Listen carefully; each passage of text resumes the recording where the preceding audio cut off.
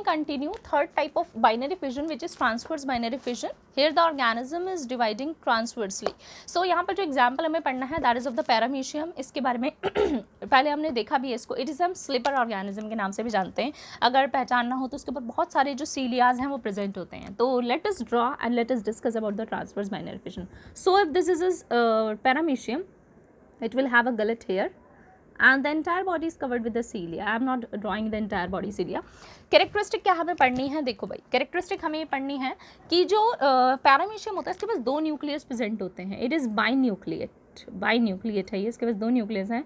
One nucleus is larger in size, other is the smaller in size. So the first thing is that paramecium is binucleate in nature. दो nucleus होंगे, two nucleases.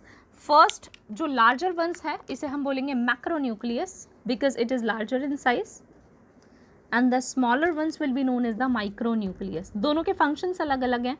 क्या है functions देख लेते हैं. Macronucleus जो है वो लाइफ प्रोसेस की एक्टिविटीज़ में इन्वॉल्व होता है, यानी कि अपार्ट फ्रॉम रिप्रोडक्शन जो भी एक्टिविटीज़ है उन सब के अंदर मैक्रोन्यूक्लियस इन्वॉल्व होगा. वेराज रिप्रोडक्शन के प्रोसेस के लिए जो इन्वॉल्व होता है वो होता है micronucleus. So micronucleus is concerned with the reproduction and apart from reproduction task macronucleus जो है वो कंसर्न्ड होता है. सो जब भी कोई पैरामीशियम डिवाइड करने वाला होता है उसका मैक्रोन्यूक्लियस जो है वो डिसअपियर हो जाता है, बिकॉज उसका कोई रोल नहीं है रिप्रोडक्शन में, इसीलिए ये डिसअपियर हो जाएगा. So in the first step the macronucleus will disappear, right.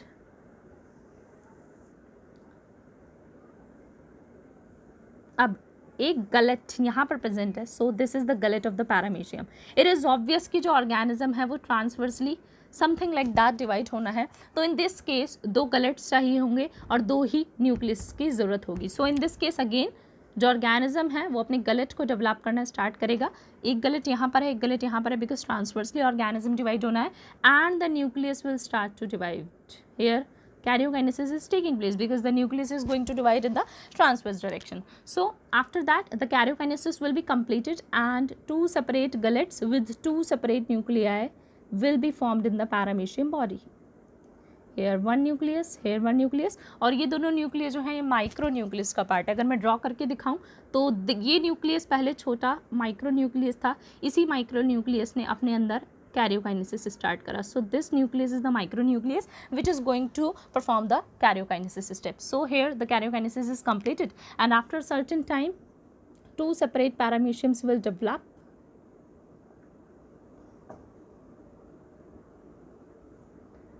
And the unique thing is their macronucleus will again reappear. So the two separate parameciums will have their own macro and micro nucleus. So here the karyokinesis is taking place and here cytokinesis is taking place. So let us revise it what I am saying about the paramecium. Paramecium is the slipper organism. It is slipper shaped.